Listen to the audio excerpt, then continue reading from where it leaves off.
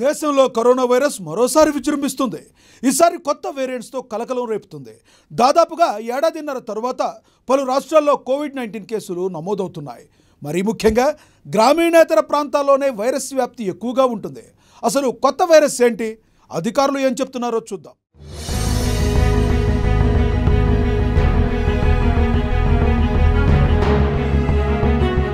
ఇక కొత్త variant virus Delhi, Maharashtra, Karnataka, Kerala, Tamil Nadu, Andhra Pradesh, Telangana, మహారాష్ట్రలో కొత్త కేసులు వెలుగు చూశాయి. ఏడాదిన్నర తర్వాత ఒడిశాలో కొత్తగా కేసు నమోదు కాగా రాజధాని రీజియన్లో 3 ఏళ్ల తర్వాత కోవిడ్ కేసులు అత్యధికంగా నమోదయ్యాయి. దేశంలోనే అత్యధికంగా కేరళలో కరోనా ఇన్ఫెక్షన్లు వెలుగులోకి వస్తున్నాయి.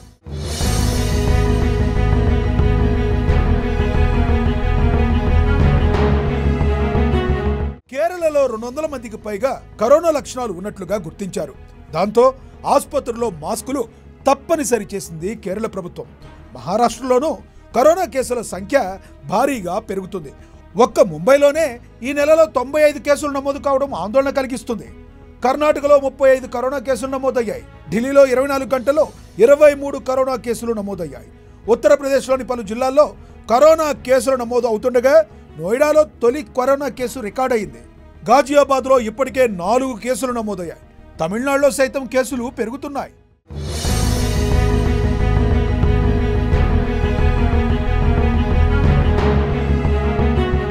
భారతదేశంలో 2 కొత్త కోవిడ్-19 వేరియంట్లు NB.1, 8.1, LF.7 కనుగొనబడ్డాయి. ఇప్పటి వరకు దేశంలో 1000కి పైగా యాక్టివ్ కేసులు నమోదైనట్లు అధికార వర్గాలు తెలిపాయి. కనీసం 20 రాష్ట్రాలు, కేంద్ర పాలిత ప్రాంతాల్లో కేసులు వెలుగు చూశాయి. ఇదిలా ఉంటే కోవిడ్ సంబంధిత లక్షణాలతో ఇప్పటి వరకు 5గురు మరణించినట్లుగా పేర్కొంటున్నారు. దీనిపై అధికార సమాచారం రావాల్సి ఉంది.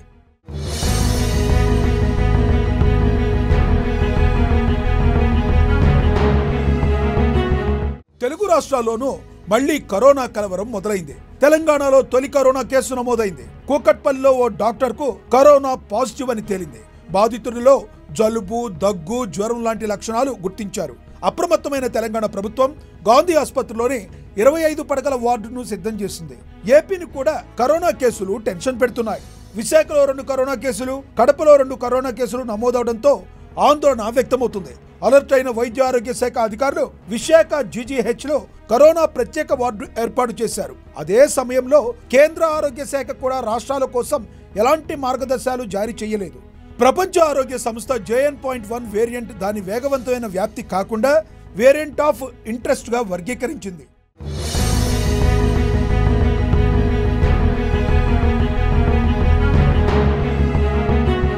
మరోవైపు శరవేగంగా కొత్త వేరియంట్లు వ్యాప్తిస్తున్నప్పటికీ లక్షణాలు మాత్రం స్వల్పంగానే ఉంటున్నాయని వైద్యులు చెప్తున్నారు. ఈ కొత్త ఉపరకాల లక్షణాలు సాధారణంగా గతంలోని ఒమిక్రాన్ వేరియంట్ల మాదిరిగానే ఉంటున్నాయి. గొంతు నొప్పి, తేలికపాటి దగ్గు, అలసట, జ్వరం వంటివి ప్రధాన లక్షణాలుగా కనిపిస్తున్నాయి. అయితే డెల్టా వంటి పాత వేరియంట్లలో కనిపించిన రుచి, వాసన కోల్పోవడం వంటి లక్షణాలు ఈ కొత్త వేరియంట్ల బారిన పడిన వారిలో అంతగా కనిపించడం లేదని వైద్యులు చెబుతున్నారు.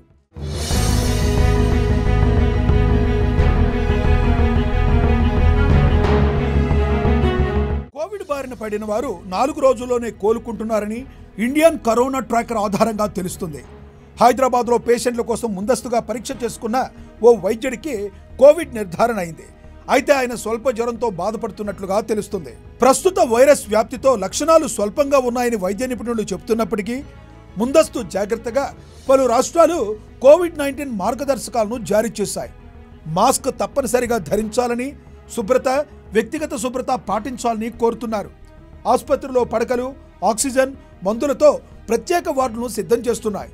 అయితే అధిక ప్రమాదం ఉన్నవారు, వృద్ధులు, దీర్ఘకాలిక వ్యాధిగ్రస్తులు బూస్టర్ డోస్ వ్యాక్సిన్ తీసుకోవడం మంచిదని వైద్య నిపుణులు చెబుతున్నారు.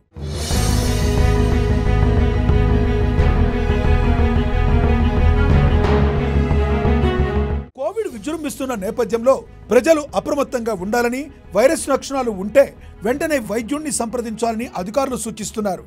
ఏదేమైనా కోవిడ్ పట్ల కాస్త జాగ్రత్తగా ఉండడం మంచిదే.